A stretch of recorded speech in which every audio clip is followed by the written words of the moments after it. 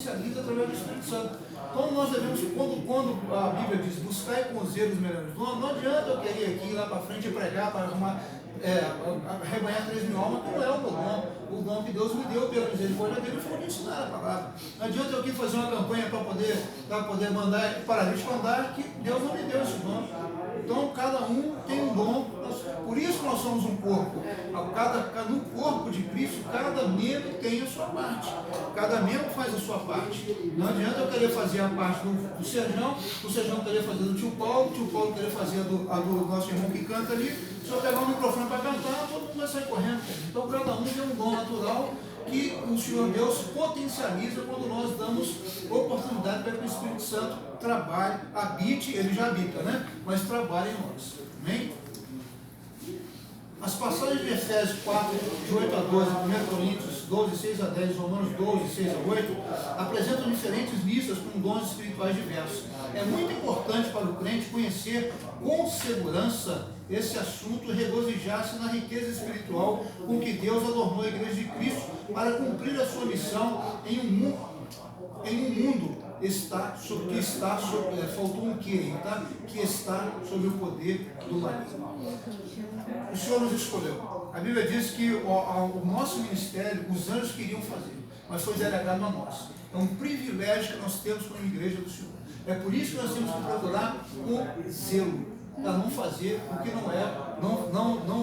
Às vezes o Senhor tinha uma obra para nós fazermos e nós deixamos de fazer essa obra para fazer o nosso querer. Nós somos servos. O servo faz o que o seu Senhor manda. E ele nos dá a oportunidade de procurar, como dizer, Senhor, qual área o Senhor quer usar? Eu lembro que assim que eu voltei para a presença do Senhor, o Senhor falava, vou te usar muito. Eu falei, será que eu vou pular mais do que todo mundo, gritar, falar mais língua que todo mundo? O Senhor foi no caminho da palavra. Pela misericórdia, eu sou jornalista, tenho curso de jornalismo, então automaticamente você lê bastante, lê muito por uma questão de, além disso, sou curioso, foi onde Deus nos usou. Deus nos usou naquela vertente, aquilo que eu falei, o dom natural, o Espírito Santo potencializou e nos levou a estudar e ministrar a palavra dele para que leve ao conhecimento. A Bíblia diz assim, a quem é dado ensinar, dedique-se ao ensino. Então, a Bíblia vem falando de diferente, quando a gente vê a relação dos dons aí, ele vem dizendo, a quem é dado isso, faça com sabedoria, quem é dado aquilo, faça com primazia. Então, quando nós descobrimos o dom que Deus tem, a parte do corpo de Cristo que Deus quer nos usar, nós temos que nos dedicar a ela, e aí, para fazer o melhor, para fazer de forma melhor, para fazer de forma zelosa, para fazer de forma primorosa, porque é a obra para Deus. Quando no nosso trabalho secular, nós damos o nosso melhor para a empresa, que sabemos que se não dermos o melhor, tem outro esperando a nossa vaga, não é isso? A obra de Deus é a mesma coisa. Se nós não fizermos a obra, nós vamos sofrer o dano, mas Deus não vai deixar que a obra dele não seja feita. Ele vai colocar outro para fazer em nosso lugar. Amém? Atitude para com os outros. Romanos 12, versículos 9 a 21. Esses versículos estão relacionados com o sermão da montanha, proferido por Jesus Cristo em Mateus 5, capítulo 5 a 7, nos quais Paulo baseou os seus ensinos. Nos versículos 9 a 21 do capítulo 12 de Romanos, Paulo enumera diversos mandamentos que se explicam por si mesmo. O desafio aqui não está em compreendê-los, mas sim em praticá-los. A Bíblia é autoexplicativa, mas o que está ali não é só para ficar ali como conhecimento, não. É para que nós possamos colocar na prática no nosso dia a dia. Amém? O amor divino é o princípio controlador de nossa vida cristã. Esta é a lei de Cristo. Se amarmos somente aquele que nos ama, estaremos revelando o amor divino. Os cristãos detém este amor não para si apenas, mas para dedicá-lo a seu semelhante. O amor não tem fronteiras. Sejam quais forem as circunstâncias, é supremo privilégio e dever de todo cristão vivenciar o amor divino em suas vidas. Ou seja, o amor de Deus na nossa vida não pode ser uma utopia. Tanto é que nós vamos ver que quando Paulo passa, ele vem falando dos dons espirituais, no capítulo 12 da primeira carta aos Coríntios. Aí ele começa o capítulo 13, lê para mim aí, o versículo 1 do capítulo 13 de Romanos. Versículo 1, capítulo 13. Versículo 1, só o versículo 1. Capítulo 3, Romanos 3, versículo 1. A epígrafe diz bem assim: submissão às autoridades. Só o verso 1. Só o verso 1. Todos devem sujeitar-se às autoridades governamentais, pois Versículo não há 1. autoridade que não venha de Deus. Então lê o último do 12, por favor. 21. Não se deixem vencer pelo mal, mas vençam o mal com o bem. Abre para mim aí, 1 Coríntios, capítulo 13. Capítulo 13. Versículo 1. Ainda que eu fale a língua dos homens e dos anjos, se não tiver amor, O último do 12.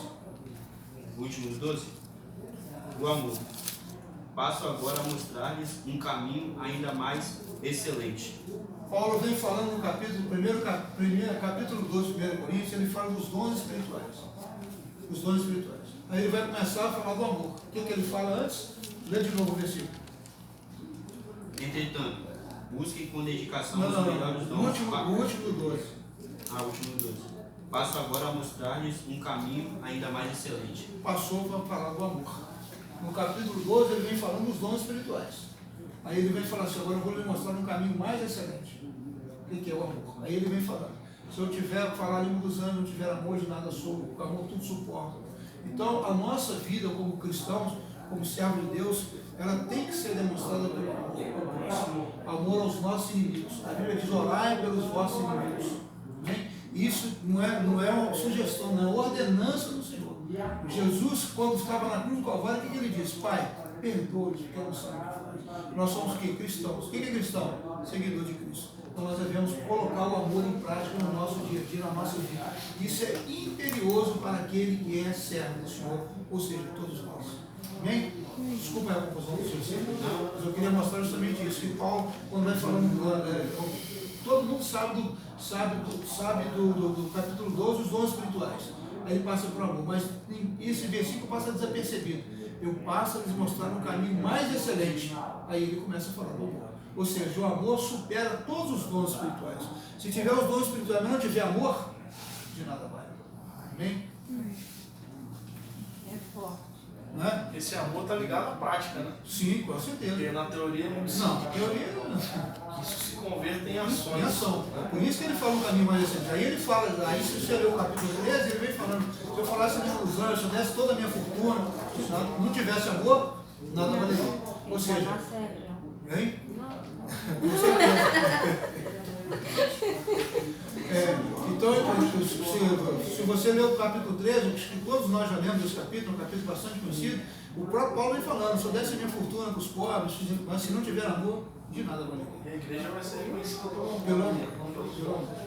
Os Os dons vão ficar aqui, mas o amor vai subir. Por quê? Porque o amor é o galardão que nós vamos receber na eternidade, não é resultado dos dons, é resultado do amor. Porque os dons são usados para o crescimento da igreja, mas o amor é para o nosso crescimento pessoal.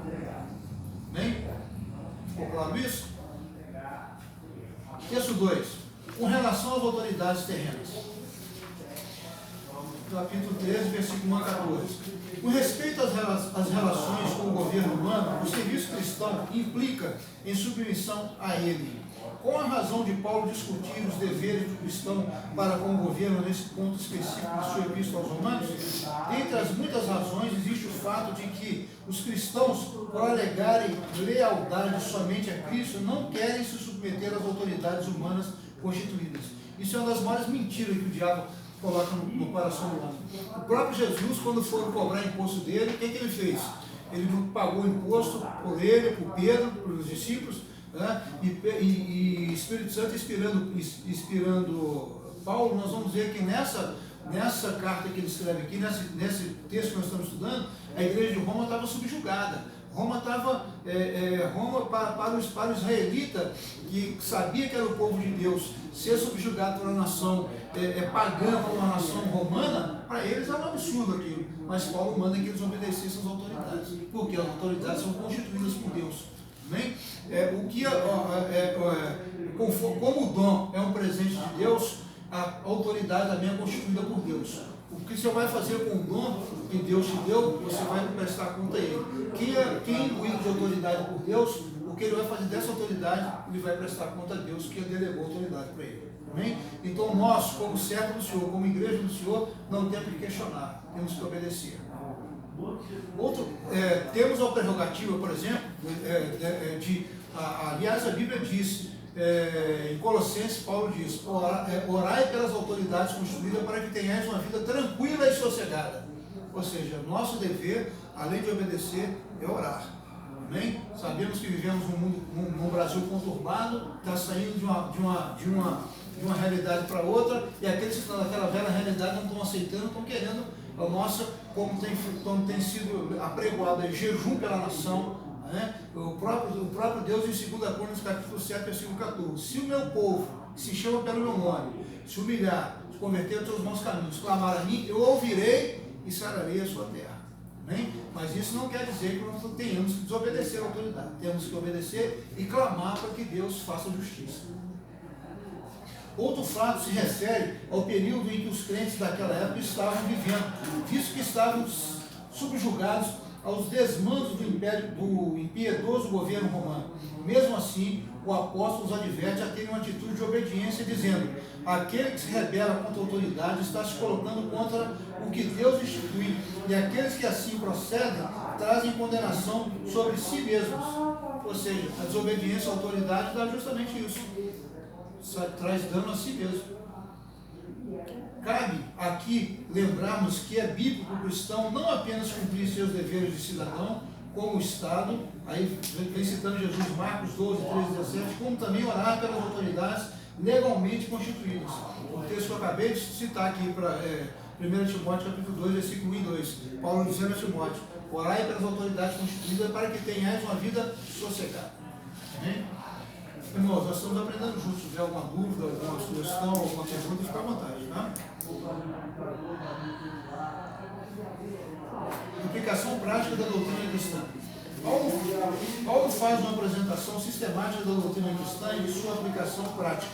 Ele não pode desprezar essa área da responsabilidade de uma vida transformada por Cristo. As atitudes para com os nossos governantes devem ser dirigidas pelo Senhor, segundo a nossa mente, agora renovada. Quando estávamos fora da presença do Senhor, tínhamos um tipo de mente, um tipo de conduta. Agora a nossa mente está renovada porque estamos agora dirigida pelo Senhor. Bem? Quando nós recebemos o Senhor, Paulo vai dizer lá em Efésios 6:10, que nós recebemos a armadura de Deus. Uma delas principais é o capacete da salvação. Para quê? Para que a nossa mente não seja turvada e não receba setas malignas contra a doutrina do Senhor. Nenhum membro da Igreja de Cristo está isento das responsabilidades para com o governo civil, segundo Romanos 13:1. Ninguém deve ignorar ou sentir-se livre para violar as leis estabelecidas pelas autoridades governamentais, uma vez que não há autoridade que não proceda de Deus. Resistir é resistir a Deus. Eis aqui um elevado conceito que não contenta nem tampouco encoraja qualquer iniciativa de agitadores da ordem social. O cumprimento da lei tem se tornado difícil em nossos dias pelo fato de os homens terem perdido o sentido da presença de Deus. Ou seja, as leis realmente têm sido contra os valores bíblicos, os valores da família. Mas nós temos que orar, temos que clamar. E aquilo que a Bíblia diz assim: examinar de tudo e retende o que é bom. Na lei, com certeza, tem alguma coisa que nós, como cristãos, ainda podemos obedecer. E obedecer e fazer, porque é ordenança do próprio Senhor. Porque aquilo que eu falei, a autoridade instituída por Deus, o que ele vai fazer, o uso que ele vai fazer, ou bom uso ou mau uso dessa autoridade, ele vai se ver com Deus. Não é nosso trabalho julgar ou desmerecer, não, mas obedecer com obediência, principalmente a palavra do Senhor, e com oração e súplica, para que nós tenhamos uma vida sossegada. Abre para nós, Evandro, 1 Timóteo, abre aí para nós, 1 Timóteo, capítulo 2, versículo 1 e 2. 1 Timóteo, capítulo 2, versículo 1 e 2. Antes de tudo, recomendo que se faça súplicas, orações, intercessões e ações de graças por todos os homens, pelos reis e por todos os que exercem autoridade, para que tenham uma vida tranquila e pacífica, com toda a piedade e dignidade. Amém? Ordenança da palavra. Orar pelo rei aqui naquela época reinado. Orar pelo governante, que estão imbuídos de autoridade, para que nós, como igreja do Senhor, tenhamos uma vida tranquila. Com relação aos crentes fracos, dupla sujeição. Nossa sujeição a Deus implica em nossa sujeição também ao governo por ele ordenado. É dessa maneira que a nossa sujeição às autoridades faz parte do culto racional que prestamos a Deus. Deus usa o governo como instrumento para manter sua justiça e bondade sobre os homens. Assim sendo, há duas razões para o cristão obedecer às leis: a consciência e o castigo. Ou seja, se ele manda obedecer para poder ter uma vida tranquila e sossegada, se nós não obedecermos, nós temos o castigo, nós já vimos lá atrás. Jesus ensina: dai, pois, a César o que é de César e a Deus o que é de Deus. Mateus 22, 21. Quando foram cobrar imposto de Jesus, ele pagou imposto. Ele é o dono do ouro, da prata, o mundo todo. Ele poderia não pagar imposto, mas ele pagou imposto para deixar o exemplo para nós. Com isso, ele declara os nossos deveres acerca das obrigações como cidadãos, como o pagamento de impostos e tributos. Esses deveres, entretanto, vão além dos dois aqui mencionados, a saber, respeito e honra. Ou seja, a Bíblia diz que dá honra a quem tem honra. Se está imbuído de autoridade, foi Deus que imbuiu de autoridade. O nosso papel é honrar e respeitar. Paulo expande a sua exortação ao dizer ainda que temos um tipo de dívida perene em nossa vida. A ninguém fiqueis devendo coisa alguma, exceto o amor com que vos ameis uns aos outros. A dívida do amor para com o próximo, para com todos os homens, sejam crentes ou não. Nós fomos resgatados. A Bíblia diz que aqueles que o Deus desse século cegou os entendimentos para que não venham conhecimento da verdade. Mas nós, pela sua misericórdia, o Espírito Santo abriu os nossos olhos à verdade. Nós temos uma dívida hoje. Nossa, a cédula que era contra nós foi cravada na cruz do Calvário. Mas nós só podemos fazer uso dessa liberdade quando nós recebemos Jesus. Nós temos uma dívida. Que dívida é essa? Interceder por aqueles que ainda não conhecem, para que eles sejam salvos como nós. Primeiro, dar um testemunho. Bem? Nossa vida de testemunho. E segundo, viver uma vida de amor, não dever a ninguém coisa alguma, a não ser o amor. Ou seja, nós somos devedores desse amor. Como esse amor nos alcançou, nós somos agora, como servos do Senhor, como igreja do Senhor, nós temos agora a prerrogativa de levar esse amor a outros. Enquanto nós não alcançar, nós somos devedores desse amor. Amém? Texto 3. Os dois primeiros textos, ficou alguma dúvida? Mas, tipo assim, essa obediência é só se estiver dentro da palavra de Deus, né? Se ele me mandar fazer algo que não está dentro, eu não sou obrigada a seguir. A Bíblia diz que é melhor obedecer do que santificar. Quando Nabucodonosor mandou fazer a estátua lá, e mandou que todos se curvassem lá diante de Sadraque, Mesaque e Abednego, não se curvaram, porque era contra a vontade de Deus. Amém? Mas pela sua obediência a Deus, foram honrados no reino. Amém?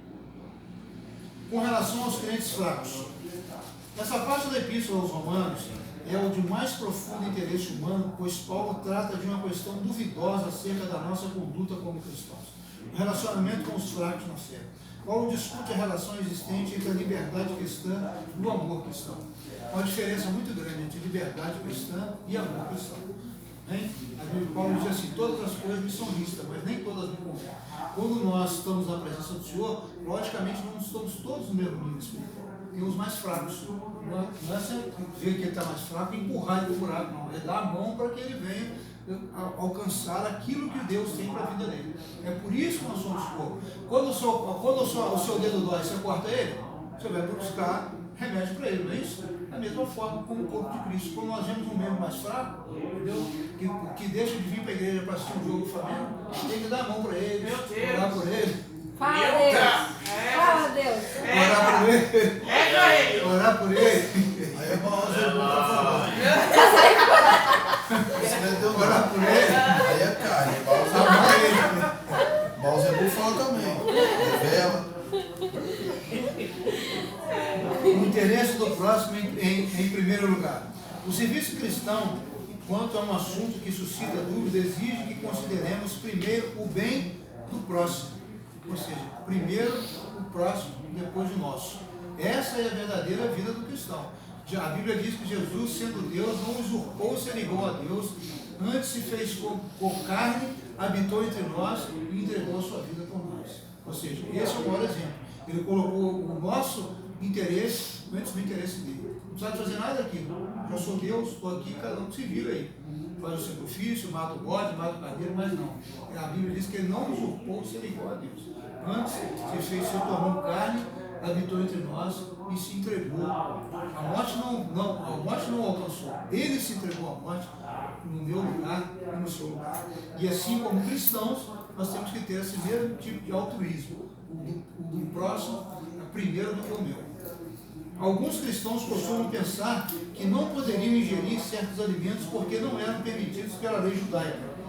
Outros receavam determinado alimento,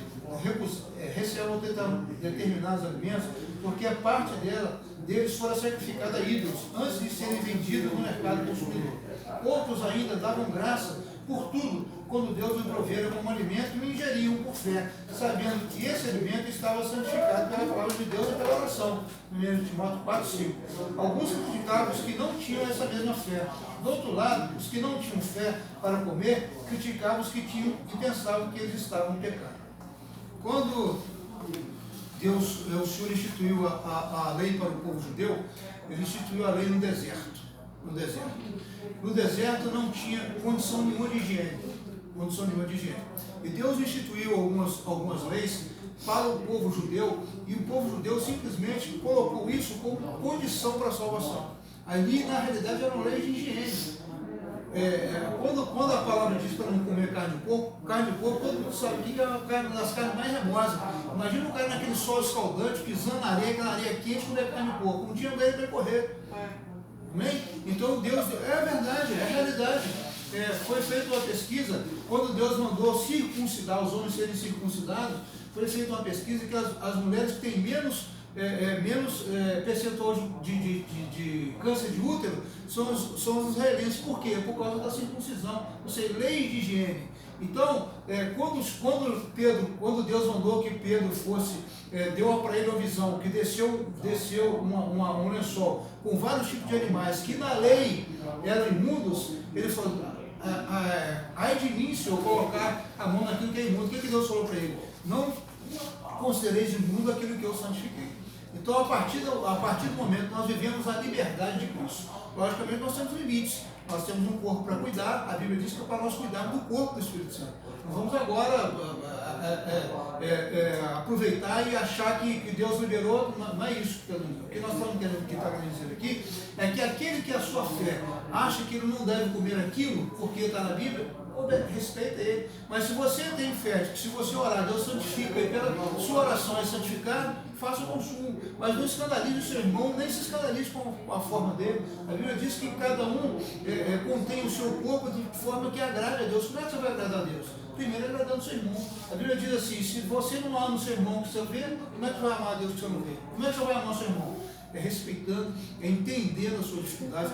Quando ele está falando dos crentes fracos, é para a igreja como um corpo, aquilo que eu falei, quando o dedo está com dor, você não corta ele, você procura um remédio para curá-lo, não é isso? Da mesma forma, os membros do corpo de Cristo. Então, Paulo vem falando aqui, a igreja de Roma, porque tinha muito cristão que foi convertido do judaísmo para o cristianismo, mas ainda tinha arraigado na sua vida aquilo que ele aprendeu desde pequenininho, as leis de Moisés. Então ele achava que para ele ser salvo ele tinha que cumprir a lei, não podia comer carne de porco, não tinha. Estou dando exemplo aqui que é mais prático de entender. Mas o Senhor vem nos dar liberdade. Se nós considerarmos aquele alimento, se nós orarmos ele, santificarmos, esse alimento vai ser santificado para fazer bem para o nosso corpo e bem fazer mal. Amém? De tudo isso, o correto é que não se deve haver desentendimento entre os cristãos, mas sim bom senso, quando a palavra de Deus afirma que certas práticas são pecaminosas. Muitas pessoas afastaram-se de Cristo por causa do espírito crítico e austero que encontraram na igreja. Eu sou de uma época que, na igreja que fui criado na Assembleia de Deus, a gente gostava de chamar de machado na raiz. Tinha a coisa era rigorosa, não podia nem jogar bola. Eu acho que todo mundo aqui já ouviu o pastor Manuel falar isso, né? Coisa rigorosa. E eu tive vários amigos meus que se desviaram da igreja porque era uma coisa comum, uma prática comum que não fazia mal ao seu corpo, era que fazia bem, mas havia crítica daqueles que estavam na frente, que não tinham discernimento. Então, tem que haver um equilíbrio. Um equilíbrio. Não quer dizer que nós vamos agora nos lançar no pecado porque nós temos liberdade. Não. A nossa liberdade é justamente essa, é não cometer o pecado. Então tem que haver um equilíbrio em tudo que nós fizermos. É por isso que nós somos direcionados pelo Espírito Santo. João, na sua primeira carta, ele diz assim: não tem que ensinar nada, porque vós já tendes a mente de Cristo. Jesus disse assim: se vós permaneceres em mim e as minhas palavras permanecerem em vós, o que é a palavra permanecer em nós? É só ler ela todo dia? Não. É colocar ela em prática. Se nós colocarmos a palavra em prática, nós estamos vivendo a verdadeira vida cristã e o Senhor está se agradando de nós. Amém? A liberdade cristã não deve ser controlada e equilibrada pelo amor cristão. Embora se sinta livre para fazer coisas que não lhe representem pecado, o cristão deve considerar o efeito de suas ações sobre as outras pessoas. Se de fato ama seu irmão em Cristo, evitará tudo que ofenda ou escandalize. Devemos fazer tudo para a glória de Deus e para o bem espiritual do nosso lar. Regra básica sobre a vida cristã. O apóstolo Paulo diz: porque o reino de Deus não é comida nem bebida. A expressão reino de Deus aqui refere-se ao domínio sobre o qual vive o cristão, o do Espírito Santo. Isto é, coisas materiais, físicas e tangíveis, mas também justiça, gozo e paz do Espírito Santo. Como membro do reino de Deus, vivemos um domínio em que se movimenta o Espírito Santo. Seu ministério consiste em concedermos essas bênçãos. Mesmo que a natureza velha tenha que impedir, ele nos concede paz do Espírito. Somos novas criaturas e como novas criaturas temos o Espírito Santo que nos conduz. Nós temos a nossa vida, tudo aquilo que nós alimentarmos vai se sobressair. Se alimentarmos mais a carne vai se sobressair sobre o Espírito. Se alimentarmos mais o Espírito, ele vai se sobressair sobre a carne. Então, a Bíblia nos leva a não extinguir o Espírito Santo. Ou seja, o Espírito Santo, um dos símbolos dele é o fogo. Quanto mais nós nos alimentamos, nós vamos crescendo no Espírito e a carne vai sendo mortificada. Nossa carne vai sendo mortificada. Isso não quer dizer que nós chegamos a um nível que para nós algo que o irmão não tem nada a ver, mas para nós tem, com a nossa comunhão com Deus. Não vamos criticar o irmão, não vamos condená-lo, mas orar para que Deus abra os seus olhos espirituais e dê a maturidade que você alcançou na presença de Deus através do Espírito Santo. Amém? O último texto 4, Romanos 15 e 16, os dois últimos capítulos, 15 e 16. Ajudar e agradar os outros. Também Cristo não se agradou a si mesmo. Romanos 15, 3. Sempre que tivermos uma escolha a fazer, recordemos dessas solenes palavras. Nem sempre queremos fazer o melhor para os nossos irmãos em Cristo. Nos versículos 1 e 2 dessa passagem, há 3 atitudes que, como cristãos, temos a responsabilidade de fazer para com os nossos irmãos mais fracos: suportar suas fraquezas, não agradar especificamente a nós mesmos e agradar ao próximo. Temos 2 fontes de recursos para nos darmos bem com o próximo, isto é, com os outros: a paciência e o conforto advindo das Escrituras. Quanto mais nós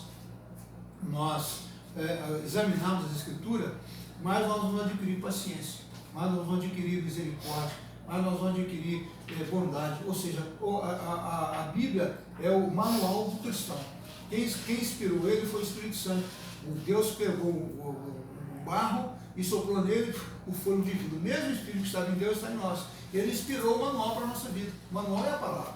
Então, quanto mais nós nos dedicamos ao estudo, à leitura da palavra, mais nós entendemos qual é a nossa posição no reino de Deus, para com Deus e para com o nosso próximo. Amém? Aceitar os outros. Depois de falar das fraquezas dos nossos irmãos, Paulo faz uma maior aplicação desse mesmo princípio. Além de dizer que somos membros do corpo de Cristo, o apóstolo faz alusão ao Antigo Testamento para provar que a salvação dos gentios foi profetizada como parte do plano de Deus. Notemos que as nações são convidadas a louvar ao Senhor por sua benignidade para com todos os povos e a promessa de sua graça salvadora sobre todos, indistintamente. Lá em Salmos 117, Isaías capítulo 11, versículo 10, ali a nação escolhida era o Israel. Os outros povos eram gentios. Mas na sua presciência, Deus já estava convidando as nações a louvar o nome do Senhor pela sua beneficência. Aliás, essa referência se dá quando Deus escolheu Abrão, chamou Abrão para fazer dele uma nação, um povo escolhido. Ele disse assim: em ti serão benditas todas as famílias da terra. Não estava dizendo só da família do povo que iria ser criado, mas de todas as famílias da terra, inclusive a minha família e a sua família. Amém? Então a graça de Deus, ela é para todos. É por isso que nós temos que aceitar o nosso irmão mais fraco, temos que estender a mão para aquele que está prestes do abismo para cair. Amém? Por quê? Hoje ele está nessa condição. A Bíblia diz que aquele que está de pé, cuide para que não caia. Pode ser que um dia nós estejamos precisando também que alguém estenda a mão para a nossa vida. É uma via de mão dupla. Amém? O apóstolo Paulo faz também alusão ao profeta Isaías, inserindo os gentios no seu contexto. Da raiz de Jessé viria o Messias descendente de Davi para governar os gentios. Aqui confirmada a doutrina que Paulo ensinou aos romanos e também aos gálatas. Os judeus e gentios que confiam em Cristo formam a sua igreja para que juntos possamos glorificá-lo. Paulo estava escrevendo para uma igreja que tinha muitos judeus e achavam que eles eram os caras. Ele era escolhido de Deus, os outros eram gentios. Mas o Senhor Jesus veio para que todo aquele que nele crê, independente de ser judeu, grego, brasileiro, português, americano, africano, todo aquele que nele crê não pereça, mas tenha vida eterna. Amém? Podemos resumir o ensino da Epístola aos Romanos lançando mão de 3 diferentes pessoas: eu, o próximo e Deus. Eu, motivo de serviço, a nossa gratidão pessoal, é justamente o nosso culto racional, entregar o nosso corpo em sacrifício santo, vivo e agradável a Deus. O próximo, o propósito do serviço, o bem-estar dos outros, aquilo que nós falamos anteriormente aqui. O bem-estar do próximo tem que estar acima do nosso. E terceiro, Deus, o objetivo do serviço, a glória de Deus. Paulo diz assim: que eu diminua e que ele cresça. Amém? É com humildade, porque a glória não é do homem. Não pode jamais ser alguém que achar que vai fazer a obra de Deus para domínio, para a glória própria, está enganado, totalmente enganado. Não está fazendo obra nem para Deus, nem para ele. Está servindo ao diabo. Amém? Então, os três diferentes pessoas. A Epístola aos Romanos lança a mão de 3 diferentes pessoas: nós, o próximo e Deus, através do nosso sacrifício vivo, o serviço e a glorificação única e exclusivamente do reino dele. Ministrando o Evangelho, além de demonstrar interesse pessoal pelo bem-estar espiritual dos seus leitores, Paulo ministra a igreja de Roma por ocasião de sua visita, esperando que os cristãos dali o ajudem a levar o Evangelho até a Espanha. Isso nos ajuda a entender que a grande comissão é para toda a igreja e não somente para os pregadores. Só assim estaremos participando efetivamente da evangelização do mundo. Aquilo que eu falei, os dons, Deus dá a cada um para aquilo que lhe apraz. Quem gera ovelha é ovelha, pastor pastoreia, mas quem gera ovelha é ovelha. Então nós, quando Jesus disse assim: não fosse vós que escolheste a mim, mas eu vos escolhi, vos nomeei para que vades, deis fruto e esse fruto permaneça. Ou seja, nós somos escolhidos e nomeados pelo Senhor para dar fruto. Permanece até quando? Até na eternidade. O nosso fruto vai ser trocado pelo galardão que está lá. O sucesso da nossa colheita, da nossa plantação, não é aqui, é lá na eternidade. Aqui a plantação, Paulo diz assim: um regou, um plantou, outro regou, e o Espírito Santo deu crescimento. Nosso trabalho é plantar, pregar o Evangelho, regar, ensinar e aprender como nós estamos fazendo aqui, mas quem dá o conhecimento é o Espírito Santo. Amém? A glória é dele, a honra é dele, tudo é para ele, dele e para ele. Amém? Paulo solicita aos romanos 3 tipos de oferta: oferta missionária de si mesmos, oferta para os cristãos pobres e necessitados e oferta para o sustento dos missionários, pois é dever da igreja local sustentar dignamente os seus obreiros. Aqui ele já vem entrando no outro assunto, que é justamente a parte ofertória, a parte que todos nós temos como cristãos. Quem trabalha com missão diz que missão é feita pelos que oram, pelos que enviam e pelos que vão. Né? Se nós não podemos ir, esse não é o nosso chamado, pôr o joelho no chão e abriram a mão para que os missionários, para que aqueles que estão precisando lá na obra e também no nosso convívio aqui, precisam, são mais necessitados, possam ser alcançados pela misericórdia de Deus através do nosso amor. Que nós vemos lá o mais excelente caminho que nós vemos ali, o último versículo, capítulo 12, passando dos dons para o amor. Não obstante ser a primeira tentativa de visita a Roma, Paulo já tinha muitos amigos ali, os quais trata de irmãos. Ou seja, quando Paulo escreveu essa carta para a igreja de Roma, Paulo ainda não tinha ido a Roma. Alguns cristãos que aceitaram em outros lugares que tinham aberto igreja, como a Galácia, como Corinto, como Éfeso, foram para Roma e lá juntaram alguns irmãos e fundaram a igreja de Roma. E Paulo, então, com os problemas que a igreja mandou para ele escreveu a carta dizendo: espero ter convosco o mais breve possível. Paulo ainda não tinha ainda visitado Roma, a igreja de Roma. Ele só foi lá na época que ele foi levado cativo, né? Que ele ficou lá aquele tempo todo em prisão domiciliar, podia receber os crentes, é isso?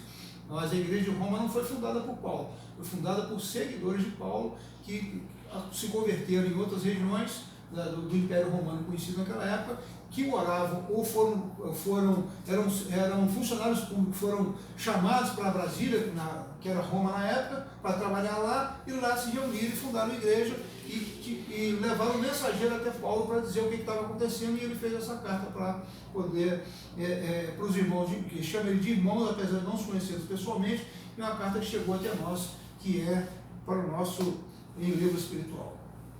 Alguns que haviam se convertido sob o seu ministério em outras regiões e cidades, viviam agora em Roma. Notemos as frases que o apóstolo emprega para descrever os laços que ainda hoje unem os nossos corações no amor a Cristo. Comunhão cristã e saudações pastorais. Fosse qual fosse o propósito do Espírito, certamente ele quis conversar este quadro nominal de cristãos do século I. A estes nomes aplaudidos e sempre lembrados, foi acrescido também o nosso.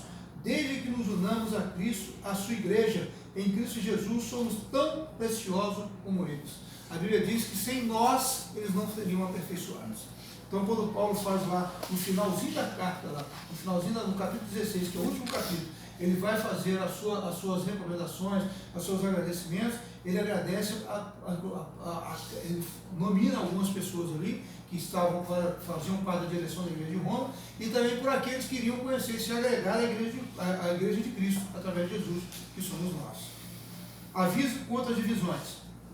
O apóstolo Paulo encerra a sua epístola alertando os irmãos contra aqueles que promovem divisões e escândalos. Uma das artimanhas de Satanás é de tentar destruir a igreja dividindo em facções. As diferenças doutrinárias têm sido um instrumento seu para fazer mudar opiniões e causar as divisões e os escândalos. O remédio preventivo para isso é afastar-vos dele, isto é, os que promovem divisões por meio de desacordo com a doutrina cristã. Nós hoje servimos a Deus na Igreja Evangélica Assembleia de Deus. A Igreja Evangélica Assembleia de Deus tem um estatuto baseado na palavra. Se nós estamos aqui, fomos batizados, estamos aqui como membros, nós aceitamos essa determinação da direção. Se alguém se insurge sobre qualquer motivo da Constituição da Igreja, que é o seu estatuto, ele está em desobediência. Né? O que a Bíblia diz? Afastar-os dele, para não deixar contaminar o rebanho. Amém? As divisões doutrinárias podem fragmentar uma igreja, afastar as pessoas da verdade e destruir a obra de Deus. O apóstolo Paulo apresenta duas estratégias para evitar as divisões e os escândalos, quais sejam a fé e a obediência. A seguir, apresenta-nos a promessa: o Deus de paz breve esmagará debaixo dos vossos pés a Satanás. Esmagará debaixo dos vossos, estava escrevendo para Roma, da igreja. Esmagará debaixo dos pés da igreja, desde que nos mantenhamos em obediência ao Senhor. Amém?